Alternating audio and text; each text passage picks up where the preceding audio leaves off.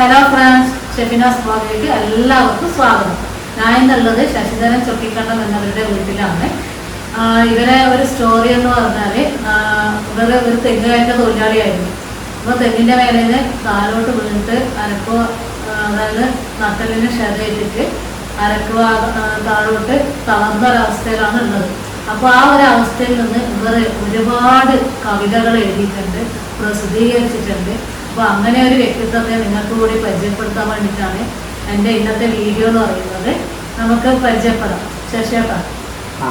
ശശിയേട്ടനൊന്ന് പരിചയപ്പെടണമെന്നുണ്ട്. അപ്പോൾ ശശിയേട്ടനെ എത്ര കവിതകൾ എഴുതിയിട്ടുണ്ട്? അതായത് 2010 ഞാൻ വീഴുന്നത്. അപ്പോൾ അതിനുശേഷം 2014 ഈ ഒരു എഴുത്തിൻ്റെ രീതിയിലേക്ക് വരും. അന്ന് ഈ ഞാൻ വീടുന്ന സമയത്ത് ഈ വീട് പാതി വഴിയിലായിരുന്നു. അപ്പോൾ അത് പൂർത്തീകരിച്ച് കഴിഞ്ഞാൽ ഒരു ഗൃഹപ്രവേശന വേളയിലാണ് ഒരു മാറ്റം ഉണ്ടാകുന്നത്. അപ്പോൾ അങ്ങനെ അന്ന് രാത്രി മുതൽ ഇങ്ങനെ എഴുതി കൂട്ടുന്നതാണ്. കൂട്ടുന്ന തന്നെ പറയാം.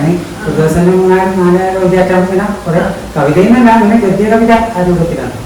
അങ്ങനെ എഴുതി പിറ്റേന്ന് അങ്ങനെ എല്ലാം എഴുതി അങ്ങനെ അയച്ച് അത് കുറേ നാൾ എണ്ണത്തിന് വെക്കുന്നുണ്ട്. അപ്പോൾ ഒരു സുഹൃത്ത് വന്നതിനെ ഞാൻ പറഞ്ഞു, എൻ്റെ ഒരു കുറച്ച് ഇങ്ങനെ എഴുതിയിട്ടുണ്ട്, അത് നോക്കാം. ശശിയേട്ടൻ നമുക്ക് വാങ്ങിയിട്ട് പോയതാണ്. അപ്പോൾ അവൻ്റെ സുഹൃത്തുക്കളൊക്കെ അറിഞ്ഞൊരു ഗ്രൂപ്പ് ഉണ്ടായിരുന്നു, വോയിസ് ഓഫ് പഠനത്തെ ഒരു ചാരിറ്റി അപ്പോൾ അങ്ങനെ ആ വോയിസ് ഓഫ് പഠനം എൻ്റെ കവിതാ സമ്മേളനം ആദ്യ കവിതാ സമ്മേളനത്തിൽ പ്രസിദ്ധീകരിച്ചു. 2016 നമുക്ക് കൊല്ലം പറഞ്ഞു നീരൊക്കെ പറഞ്ഞ പേര്. അവരെ തന്നെ പിന്നീട് അത് 2021 അത്ര ഓർമ്മ കിട്ടുന്നില്ല ഇപ്പോൾ. അപ്പോൾ രണ്ടാമത് പ്രസിദ്ധീകരിച്ചു വന്നു ചിറകറ്റ പക്ഷികൾ, അതും പ്രസിദ്ധീകരിച്ചു. ഇപ്പൊ ആദ്യത്തെ സമാധാനം പ്രസിദ്ധീകരിച്ച വലിയൊരു എനിക്കൊരു വലിയ അത്ഭുതം തന്നെ. ഇന്നൊക്കെ ആശ്ചര്യപ്പെട്ടു. വലിയ സ്റ്റേജിലായിരുന്നു, ഒരുപാട് കവികളും അതുപോലെ സാമൂഹിക രാഷ്ട്രീയത്തിന്റെ എല്ലാ മേഖലയിലെ ആൾക്കാരുണ്ടായിരുന്നു. അതുപോലെ കാണാനും ഒരുപാട് ജനങ്ങൾ. ഒരു നാടകം വെച്ചാൽ ഒരു ഉത്സവം വെച്ചാൽ ഉണ്ടാവില്ല, അല്ല അത്ര ഇല്ലെങ്കിലും എനിക്കത് ഒരുപാട് ആൾക്കാരായിട്ടാണ് അവിടെ കണ്ടത്. ഒരുപാട് ആൾക്കാർ കാണാനും ഇതെല്ലാം. അതുപോലെ അന്ന് ഒരുപാട് പുസ്തകങ്ങളും അന്ന് അതെ ഇത്. അതുപോലെ നിങ്ങളിപ്പോൾ കണ്ണൂരാണല്ലോ, കണ്ണൂരിൽ നിന്ന് ഒരു സുഹൃത്ത് വന്നിരുന്നു. ആ സുഹൃത്ത് ആ സ്റ്റേജിൽ വെച്ചിട്ട് എൻ്റെ നിർച്ചാക്കുന്ന കവിത ആലപിക്കുന്നു. ഇത് പാടാനായിട്ടാണ് നിർത്തേക്ക് വന്നത്. ഇത് ഞാൻ അറിയില്ല. എനിക്കൊരു പാട്ട് പാടണമായിരുന്നു എന്ന് പറഞ്ഞോളൂ. അത് സ്റ്റേജ് ചെയ്തു, എനിക്ക് അനുവദിച്ചു കഴിഞ്ഞു. അപ്പം അതിനല്ല എനിക്ക് സ്റ്റേജ് ഞാൻ അവരോട് പറയാനുള്ള അങ്ങനെ വന്നു. ഇവിടെ വന്നിട്ട് സസ്പെൻസ് എൻ്റെ പാട്ടിന് കവിത പാടും. അപ്പൊ അതിന് ശേഷം അത് പറയാനാന്ന് വെച്ചാൽ കുറച്ചുകൂടി പുസ്തകങ്ങൾ പറഞ്ഞു. അപ്പോൾ മറ്റുള്ളവർ പറയുന്നത് വാങ്ങിയാൽ അവർ ആസ്വാദകരുണ്ടായിരുന്നു, പക്ഷെ ഇത് കാണാൻ. അപ്പൊ അവര് പറയുന്നത് ഈ എഴുതിയതല്ല, അത് പാടി കേൾക്കുമ്പോഴാണ് അതിന്റെ ഒരു ഭംഗി വരുന്നത്. അതുകൊണ്ട് ഞാൻ കുറച്ചുകൂടെ പുസ്തകം വാങ്ങി വേറെ ആൾ വാങ്ങുന്നുണ്ട്. എനിക്ക് വലിയ സന്തോഷമായി. അതുമായി ആ സ്റ്റേജ് അന്ന് ഒരിക്കലും അതൊന്നും മറക്കാനല്ല. അങ്ങനത്തെ ഒരു എൻ്റെ ഒരു പ്രകാശനം നടത്തുന്നത് വെച്ചാൽ ഇന്ന് എനിക്കൊരു ആശ്ചര്യവും ആനന്ദത്തിന്റെ അത് കിട്ടുന്നില്ല. അതുപോലെ രണ്ടാമത്തത് അതിൻ്റെതായ ഒരു ഭംഗി തന്നെയാണ് അതും നടക്കുന്നത്. പിന്നെ എൻ്റെ കഥകൾ എഴുതി. കഥകളുടെ 2 കഥകൾ ഇവിടെ സഹോദര വാട്സാപ്പ് ഗ്രൂപ്പ്, സഹോദര സാംസ്കാരിക ഇതുണ്ട് ഒരു സംഘടന. അപ്പോൾ അതിന് ഞാൻ അംഗമാണ്. അപ്പോൾ അവര് പഠന കഥകൾ എന്ന പേരിൽ പ്രസിദ്ധീകരിച്ചു. അപ്പൊ അതിൽ എൻ്റെ 2 കഥകൾ ഉൾപ്പെടുത്തി.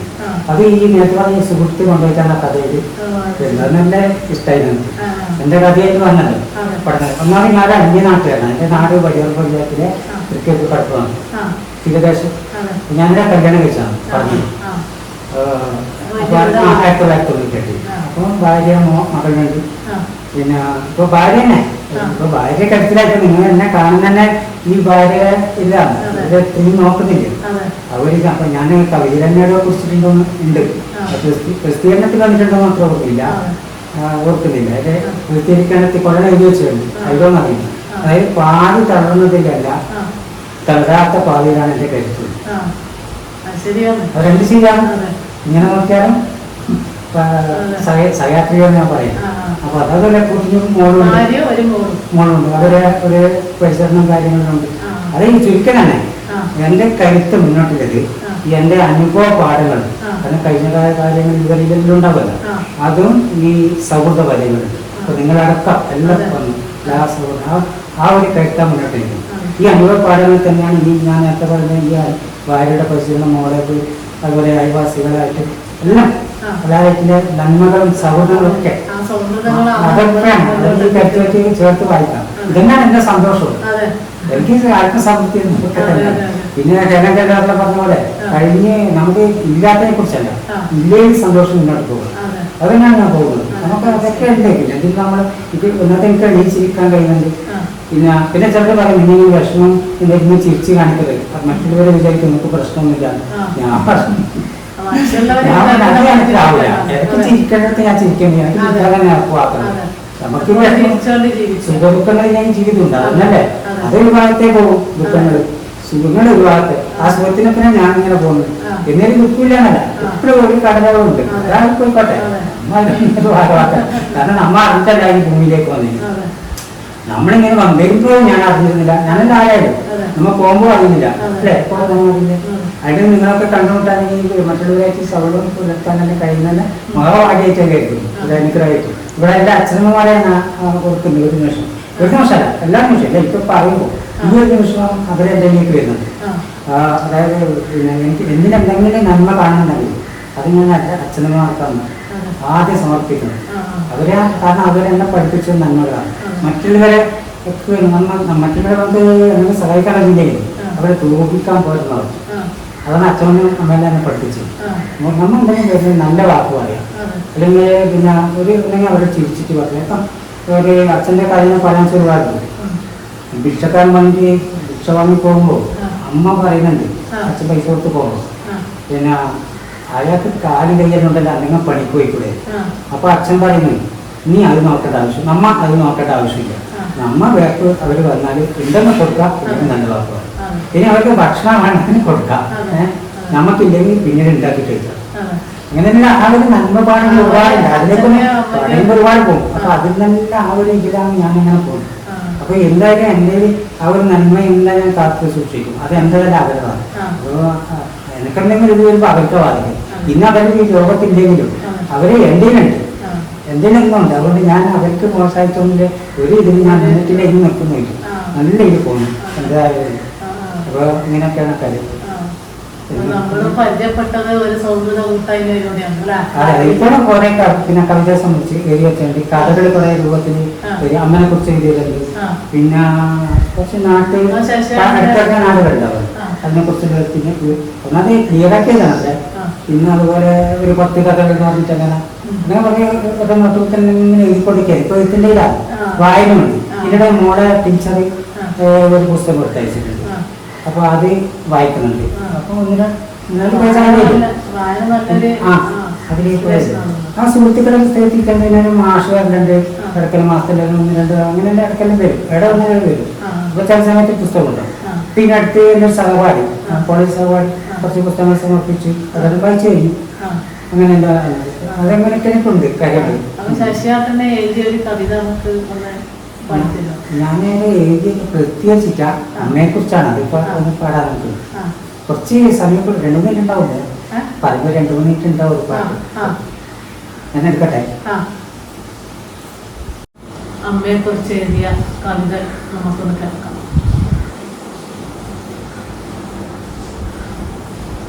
10 മാസം ചുമന്നെന്നെ പ്രസവിച്ച അമ്മയുണ്ടായിരുന്നെൻ്റെ കൂടെ, പൊന്നുമ്മ തന്നെന്നെ വാരിപ്പുണരാനും അമ്മയുണ്ടായിരുന്നെൻ്റെ കൂടെ, വിസർജ്യങ്ങൾ നീക്കി വിശുദ്ധി വരുത്താനും അമ്മയുണ്ടായിരുന്നെൻ്റെ കൂടെ, വീണു ചതഞ്ഞെങ്കിൽ അത് നോക്കി നോവുന്ന അമ്മയുണ്ടായിരുന്നെൻ്റെ കൂടെ, ഉറങ്ങുന്ന നേരമാ തൊട്ടിലില്ലാത്താനും അമ്മയുണ്ടായിരുന്നെൻ്റെ കൂടെ, ഉണരുമ്പോൾ ഓടി വന്നെന്നെ എടുക്കാനും അമ്മയുണ്ടായിരുന്നെൻ്റെ കൂടെ, മഴ കൊണ്ടുവന്നാൽ തുവർത്തിത്തന്നിടുന്ന അമ്മയുണ്ടായിരുന്നെൻ്റെ കൂടെ, മറന്നു പോകുന്നവ ഓർമ്മപ്പെടുത്താനും അമ്മയുണ്ടായിരുന്നെൻ്റെ കൂടെ, പനിയാൽ വിറയ്ക്കുമ്പോൾ ആശ്വാസമേകാനും അമ്മയുണ്ടായിരുന്നെൻ്റെ കൂടെ, പുലരുകോളം എന്നെ ചേർത്തു പിടിക്കാനും അമ്മയുണ്ടായിരുന്നെൻ്റെ കൂടെ. പുത്തരി ദോശകൾ ചുട്ടു തരുവാനും അമ്മയുണ്ടായിരുന്നെൻ്റെ കൂടെ. കടൽ മീൻ പൊരിച്ചും കറി വെച്ചു നൽകിയും അമ്മയുണ്ടായിരുന്നെൻ്റെ കൂടെ. അന്തിനേരത്താ കടൽ കാറ്റ് കൊള്ളാനും അമ്മയുണ്ടായിരുന്നെൻ്റെ കൂടെ. അമ്പിളി മാമനെ നോക്കി ചിരിക്കാനും അമ്മയുണ്ടായിരുന്നെൻ്റെ കൂടെ. പുലരിയിലെ എന്നെ തൊട്ടു വിളിക്കാനും അമ്മയുണ്ടായിരുന്നെൻ്റെ കൂടെ. പുഞ്ചിരിയാൽ എന്നെ സ്വാഗതം ചെയ്യാനും അമ്മയുണ്ടായിരുന്നെൻ്റെ കൂടെ. സ്നേഹവാത്സല്യങ്ങളോടെ തലോടാനും അമ്മയുണ്ടായിരുന്നെൻ്റെ കൂടെ. സന്തോഷമേകുന്ന സന്ദേശമേകാനും അമ്മയുണ്ടായിരുന്നെൻ്റെ കൂടെ. നല്ല ശീലങ്ങൾ പറഞ്ഞു പഠിപ്പിക്കാൻ അമ്മയുണ്ടായിരുന്നെൻ്റെ കൂടെ. നല്ലൊരു നിലയിലായി കാണാൻ കൊതിച്ചൊരു അമ്മയുണ്ടായിരുന്നെൻ്റെ കൂടെ. അച്ഛനില്ലാത്ത കുറവ് നികത്തിയും അമ്മയുണ്ടായിരുന്നെൻ്റെ കൂടെ. അമ്മിഞ്ഞപ്പാലേകി എന്നെ നാനാക്കിയ അമ്മയുണ്ടായിരുന്നെൻ്റെ കൂടെ. അന്നു തളർന്നു കിടപ്പിലായപ്പോഴും അമ്മയുണ്ടായിരുന്നെൻ്റെ കൂടെ. അന്ത്യമാം ചുംബനം വാങ്ങി മറഞ്ഞിട്ടും അമ്മയുണ്ടിപ്പോഴും എൻ്റെ കൂടെ. അന്ത്യമാം ചുംബനം വാങ്ങി മറഞ്ഞിട്ടും അമ്മയുണ്ടിപ്പോഴും എൻ്റെ കൂടെ. നല്ല മനോഹരമായിട്ടുള്ള ഒരു കവിത. ശരിക്ക് നമ്മുടെ മനസ്സിലൂടെ ആ ഒരു അമ്മ പറയുന്ന ആ ഒരു കഥാപാത്രം കടന്നുപോയി. അതെ, അങ്ങനെ അത് പ്രസിദ്ധീകരിച്ചിട്ടില്ല. അങ്ങനെ കുറച്ച് ശശിയേട്ടന്റെ പ്രസിദ്ധീകരിച്ച പുസ്തകങ്ങൾ ഏതൊക്കെയാണ്? ഒന്നിതാണ് നേരത്തെ പറഞ്ഞത് ചിറകറ്റ പിന്നെ ഇങ്ങനെ അടുത്ത് പ്രസിദ്ധീകരിക്കുന്ന ഇതില് നല്ല നല്ല കവിതകൾ ഉണ്ടല്ലേ? ഇതിൽ നിന്ന് ശശിയേട്ടൻ കവിത പാരായണം നല്ല മനോഹരമായിട്ട് കവിത പാരായണം ചെയ്യുന്നുണ്ട്. ഒരു കവിത അച്ഛൻ്റെ ചിറകറ്റ പക്ഷികൾ. അച്ഛൻ നിറവാർന്ന ജീവിതം കെട്ടിപ്പടുക്കുവാൻ രാപ്പകൽ പ്രയത്നമാണച്ഛൻ. നിറവാർന്ന ജീവിതം കെട്ടിപ്പടുക്കുവാൻ രാപ്പകൽ പ്രയത്നമാണച്ഛൻ. നിറമുള്ള സ്വപ്നങ്ങൾ യാഥാർത്ഥ്യമാക്കുവാൻ തിരിയുന്ന ഹൃദയമാണച്ഛൻ. നിറമുള്ള സ്വപ്നങ്ങൾ യാഥാർത്ഥ്യമാക്കുവാൻ തിരിയുന്ന ഹൃദയമാണച്ഛൻ. വാനോളം സ്നേഹവും നന്മ മനസ്സുമായി താങ്ങും തണലുമാണച്ഛൻ. വാനോളം സ്നേഹവും നന്മ മനസ്സുമായി താങ്ങും തണലുമാണച്ഛൻ. കുന്നോളം ക്ഷമയും പുഞ്ചിരി മനസ്സുമായി കരുതലും കരുത്തുമാണച്ഛൻ. കുന്നോളം ക്ഷമയും പുഞ്ചിരി മനസ്സുമായി കരുതലും കരുത്തുമാണച്ഛൻ. കരുതലും കരുത്തുമാണച്ഛൻ. നല്ല കവിതകൾ. ഫാമിലി എന്ന് പറയുന്നത് ഭാര്യയും ഒരു മോളും അല്ലേ? ശശിയേട്ടൻ ഈ ഒരു ഇൻസിഡന്റ് സംഭവിക്കുന്നത് 2010 അല്ലേ? 2010 ഡിസംബർ 8. ഡിസംബർ 8. അതെന്റെ ഓർമ്മയാണ്.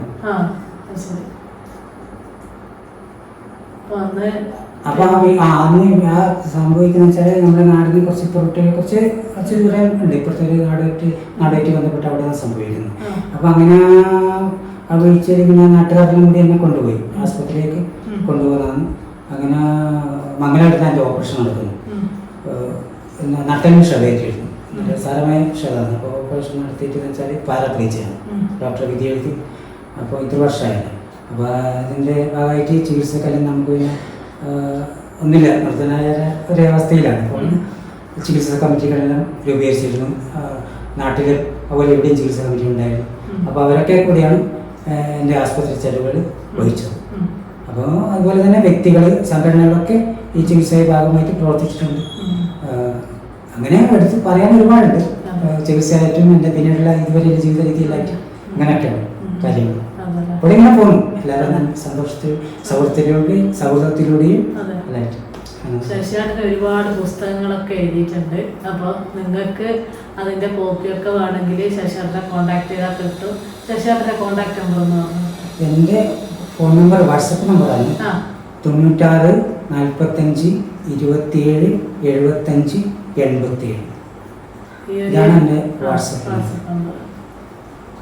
ഇനിയും നിങ്ങൾ ഒരുപാട് എഴുതണം. നല്ല നല്ല കവിതകളാണ്. ആയിക്കോട്ടെ, നിങ്ങളെ പ്രചോദനം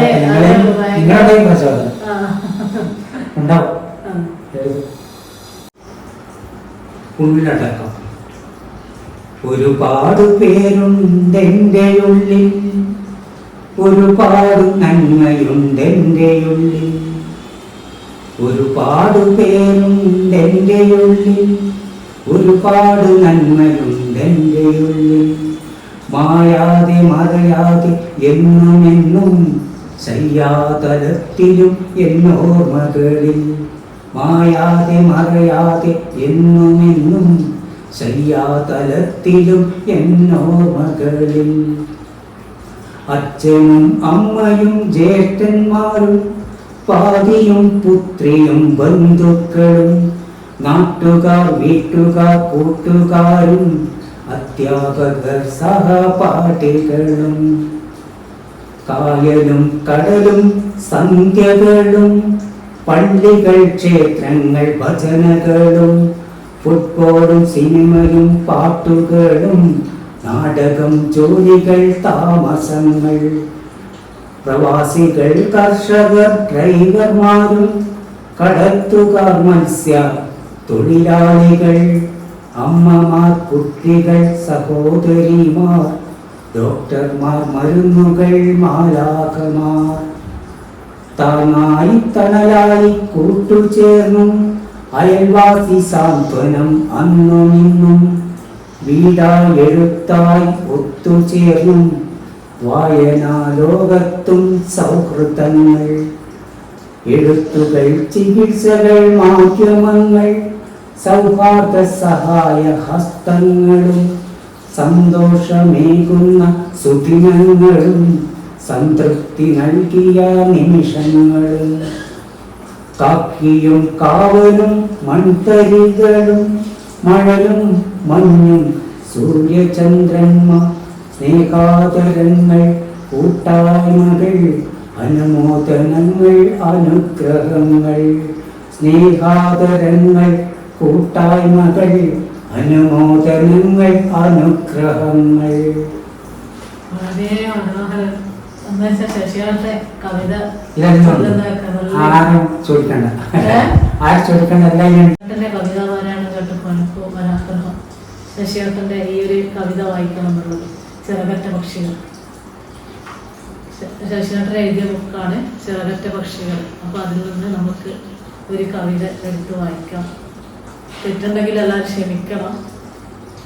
ക്ഷണികമാകും ഈ ജീവിതയാത്രയിൽ ക്ഷണനമില്ലാതെ ഓരോ ദുരന്തങ്ങൾ.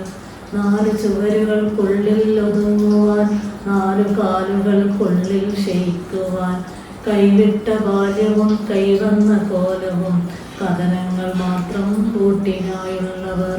വീടിനെന്നും അവർ കാവലാളെ പോലെ, നാടിനെന്നും അവർ പാവകളെ പോലെ. തകരുന്ന മനവും തളർന്ന മേനിയും തണലായെന്നും സാന്ത്വനം വേണ്ടവർ. ജീവിത ചുവടുകൾ തുടരുവാനാവാതെ, വിജയപടവുകൾ കയറുവാനാവാതെ, ശയ്യാവ്രണങ്ങളും വയ്യാവ്രതങ്ങളും ശാന്തിയില്ലാതെ നാൾ കഴിക്കുന്നവർ. നിറമുള്ള സ്വപ്നങ്ങൾ നെയ്യുവാനാവാതെ, ചിറകുള്ള മോഹങ്ങൾ കൊയ്യുവാനാവാതെ, കാലം കഴിക്കുവാൻ കൽപ്പിതമായവർ. കാലം പണി തീർത്ത ശയ്യാതലങ്ങളിൽ പുറത്തുള്ള കാഴ്ചകൾ കാണുവാനാവാതെ അകത്തുള്ള നോവുകൾ താങ്ങുവാനാവാതെ. ഇതാണ് ശശിയേട്ടൻ്റെ ചിറകറ്റ പക്ഷികൾ എന്നുള്ളത്.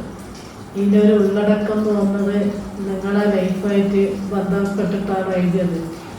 അല്ല, എല്ലാവർക്കും വേണ്ടിയിട്ടാണ്. ഇന്നെപ്പോലെ ഒരുപാട് പേരില്ലേ ഇങ്ങനെ ഈ ഒരു അവസ്ഥയിലല്ലേ, അവർക്ക് എല്ലാവർക്കും വേണ്ടി സമർപ്പിക്കുന്ന എന്ന രീതിയിലാണ് ആ പേരെന്നെ ഞാൻ കൊടുക്കുന്നത്. ചിറകറ്റ പക്ഷികൾ ആദ്യത്തെ പേര് നീലോ. ശരിക്കും എൻ്റെ ഒരു കാഴ്ചപ്പാട് നിങ്ങളെ ചിറകറ്റിട്ടില്ല. നിങ്ങളെ ചിറകിപ്പോന്നാണ് അല്ലേ? എല്ലാവരും അങ്ങനെ തന്നെയാണ് പറഞ്ഞത്. എല്ലാവരും അങ്ങനെ പറഞ്ഞ ഫിനിക്സ് പക്ഷിയെ പോലെയാണ്.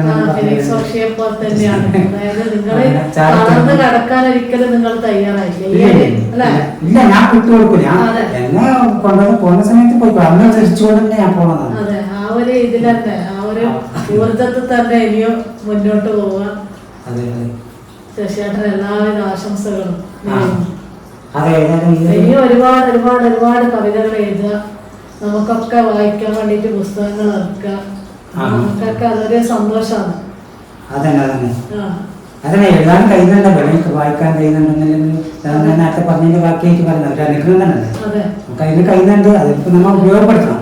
ആരോടാണ് പറയാൻ, നമുക്ക് ഉള്ള കഴിവുകൾ ഉപയോഗപ്പെടുത്തണം. അപ്പൊ നിങ്ങൾ ശരിക്കും ഈ ഒരു വീഴ്ചന്റെ ശേഷമല്ലേ എഴുതാൻ തുടങ്ങിയത്? അതെ അതെ, ഞാൻ വായിക്കാറുണ്ടായിരുന്നു. വായനശാല നമ്മുടെ കന്നുകളോടൊപ്പം വായനശാലയിൽ നിന്ന് ഞാൻ പഠിക്കുന്ന കാലത്ത് പുസ്തകങ്ങൾ വായിച്ചു. പിന്നെ വീട് കഴിഞ്ഞാൽ വായന തുടങ്ങും. ഇവിടെ പഠന പ്രവർത്തനത്തിന് വായനശാലിന്റെ പുസ്തകം എടുത്തിട്ട് എന്റെ സുഹൃത്തുക്കൾ എത്തിച്ചു വരുന്നുണ്ട്. ഓരോ മാസം പുസ്തകം എത്തിച്ചിട്ട് അങ്ങനെ വായിക്കും. വായന വലിയൊരു മുതൽക്കൂട്ടാണ്. വായന ഇപ്പോഴും തുടരുന്നു. ഭയങ്കര സംഭവം തന്നെയാണ്. അതെ, അങ്ങനെയാണ് നമ്മുടെ ഭാവന വളർത്താനോ അല്ലെ. നമുക്കിപ്പോ പ്രദർശനം ഇങ്ങനെ കാണുമ്പോ നമ്മൾ അത്രക്ക് അതിനെ ലയിക്കൂല.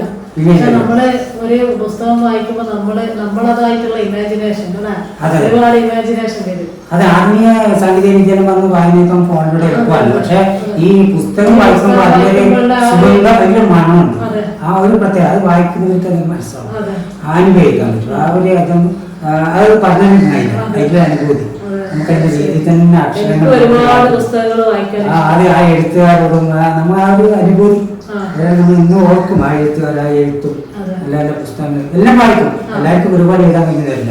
പുസ്തകങ്ങളെല്ലാം വായിക്കും. നമുക്ക് നല്ലത് എടുക്കേണ്ടതുണ്ടാവും, തള്ളേണ്ടതുണ്ടാവും. അതെല്ലാം നമ്മൾ തന്നെ തീരുമാനിച്ചോളാം. വായിക്കണം. എല്ലാ പുസ്തകങ്ങളും പറ്റുന്നതായ പുസ്തകങ്ങളിലെടുത്ത് വായിക്കണം. അതന്നെയാണ് ഈ പുതിയ തലമുറയോട് പറയുന്നത്. അവര് വായിക്കുമല്ലോ എന്ന് എനിക്കറിയില്ല.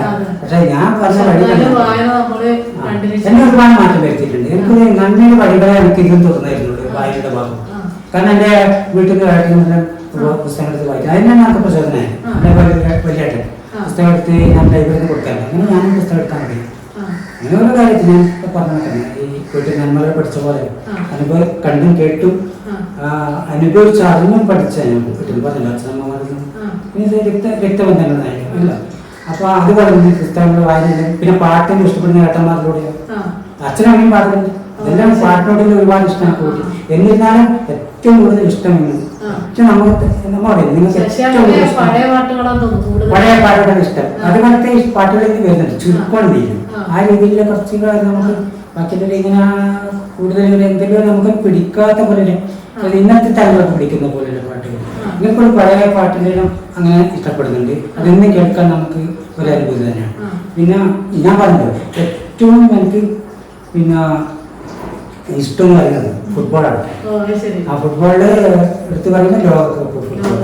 പിന്നെ യൂറോ കപ്പെല്ലാം കാണുന്നില്ല. ലോകകപ്പില് അന്ന് ഇന്ന് അങ്ങനെ എത്ര അവരെ പിന്നോട്ട് പോയാലും ജർമ്മനിയാണ്. ജർമ്മനി കലഞ്ഞെടുത്ത് പറയാൻ എല്ലാ സമയം പോകും. എല്ലാ കുറെ കളിക്കാരും മത്സരിച്ച് വരുന്നുണ്ട്. തൽക്കാലം പറയാം. അപ്പൊ മറ്റു ടീമിലോട്ട് കളിക്കുന്നത് എല്ലാ ടീമിലോട്ടും ഇഷ്ടം തന്നെ. ക്രിക്കറ്റും കളി കാണാറുണ്ട്. ക്രിക്കറ്റ് കളി കാണുമ്പോൾ അയൽവാസികൾ സുഹൃത്തുക്കളുണ്ടായിരുന്നു. അപ്പൊ അവിടെ ഞാൻ കളി കാണുന്നുണ്ട്. അപ്പോൾ പിന്നെ ഹോക്കി ആയാലും ബാറ്റില്ലേ അതൊക്കെ നല്ല ഇഷ്ടമാണ് കാണും അതൊക്കെ. പക്ഷെ ഇതന്നെ ഏറ്റവും ഇഷ്ടം ഫുട്ബോൾ. അത് കഴിഞ്ഞ ഈ പാട്ടും ഇതെല്ലാം പിന്നീട് കാണുന്ന ഏറ്റവും ഇഷ്ടം ഫുട്ബോൾ. ഈ ഇഷ്ടമില്ല. ഞാനിപ്പോ ആഗ്രഹിക്കുന്ന ഈ 2026 എനിക്ക് കിട്ടുമെന്നോ ലോകകപ്പാണ്. 2026 അമേരിക്ക, കാനഡ അവിടെയൊക്കെ വെച്ച് നടക്കുന്നത്. അപ്പൊ അതിന് വേണ്ടിയിട്ടില്ല. ഇന്ന് ഞാൻ ഇപ്പൊ ഞാൻ അസുഖത്തിൽ ഇപ്പൊ ഇത് കാണിച്ചിട്ടേ ഡോക്ടറെ കണ്ടിട്ട് ഇങ്ങനെ ഞാൻ കാണിച്ചില്ല, എനിക്ക് പോകാൻ പറ്റില്ല, കുറച്ച് ബുദ്ധിമുട്ട് ഇങ്ങനെ അത്യാവശ്യം വേണ്ടി തന്നെ പോകും. അപ്പം എൻ്റെ അവളുണ്ട് സഹയാത്രി ഉണ്ട്, അപ്പോൾ അവൾക്ക് ഞാൻ അങ്ങനെ പറയാം, അവൾ പോയിട്ട് മരുന്നെല്ലാം കൊണ്ടുവന്ന് കഴിച്ചുകൊണ്ടിരിക്കുന്നു. ഇപ്പൊ സുഖമുണ്ട്, ചുമനെ പറഞ്ഞിട്ടുണ്ട്, ഇന്നലെയൊന്നും സംസാരിക്കാനേ പറ്റില്ല. അപ്പം യൂറിൻ്റെ ഇൻഫെക്ഷൻ ഉണ്ട്, അതൊക്കെ ഇപ്പം 2 മാസത്തിനിടയിൽ ഇപ്പം വീട്ടിൽ വന്നു. അപ്പം എല്ലാം ഇപ്പം ഭയങ്കര പോരാടാണ്, അതിനോടൊന്നും പോരാടിക്കൊണ്ട് പോകും. അപ്പം ഈ പറഞ്ഞ 2026 കിട്ടണം, അതിനാണ് നമുക്ക് കിട്ടട്ടെന്നില്ല. ആ ലോകകപ്പ് കാണണം നമുക്ക്.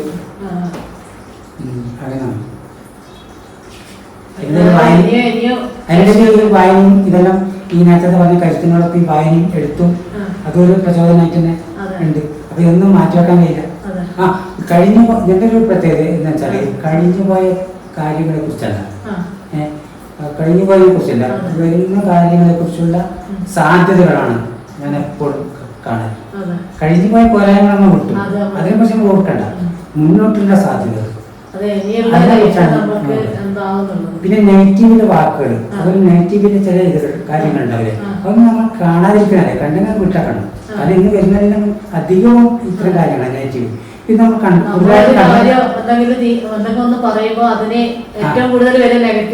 നെഗറ്റീവ് കമന്റ്സ് വരുന്നു. അതുപോലെ തന്നെ നെഗറ്റീവായി നമുക്ക് വിഷമം വരുത്തുന്ന അല്ലെങ്കിൽ ഇഷ്ടപ്പെടാത്ത ചില കാര്യങ്ങൾ സംഭവങ്ങളല്ല, ഇവന്റ്സ് അത് തന്നെയാണ് പറയുന്നത്. അപ്പൊ അതൊക്കെ നമ്മൾ സംസാരത്തിലായിരുന്നു, അതൊക്കെ ചിന്തിക്കാതോ അല്ലെങ്കിൽ കാണാനോ കണ്ടുപോകണം ഓരോ. അപ്പൊ അതങ്ങ് മാറ്റി വെച്ചിട്ട്, കാരണം മാറ്റുക അറിയാം, അതിലൊന്നും മുടിപ്പായിട്ട് നമ്മൾ ആ രീതിയിലേക്ക് വരും. അതങ്ങ് മാറ്റുക, നമ്മൾ പോസിറ്റീവ് ആക്കും.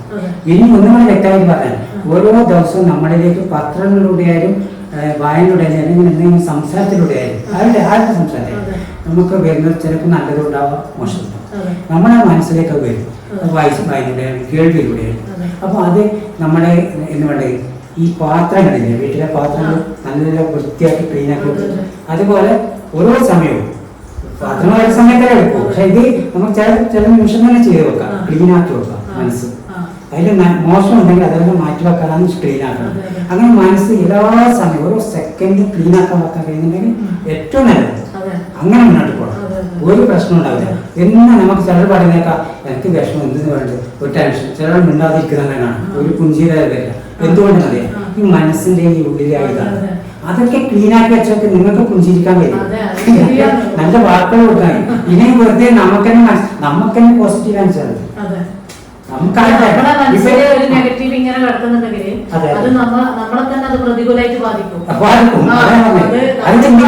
ആരോട് ഇപ്പൊ നമ്മുടെ മനസ്സിൽ ഇപ്പൊ വേറൊരാളോട് നമുക്ക് ഇങ്ങനെ എന്തെങ്കിലും ഒരു കുശുമ്പോ ഇല്ലായ്മ നേടി, പക്ഷെ അതെന്ന് പറയുന്നത് നമ്മളെ തന്നെയാണ് ഏറ്റവും കൂടുതൽ നമ്മുടെ മനസ്സെപ്പോഴും പോസിറ്റീവ് പോസിറ്റീവ്. അത് ഇപ്പൊ ഞാൻ പറഞ്ഞെന്ന് വെച്ചാൽ എനിക്ക് ഞാൻ തന്നെയാണ് ഒരു സന്തോഷം കൊടുക്കുന്നത്. നമ്മളെ ഇപ്പൊ പലപ്പോഴും നമ്മളിലുള്ള സന്തോഷം നമ്മളെ തന്നെ ഉള്ളത്, തേടിപ്പോന്ന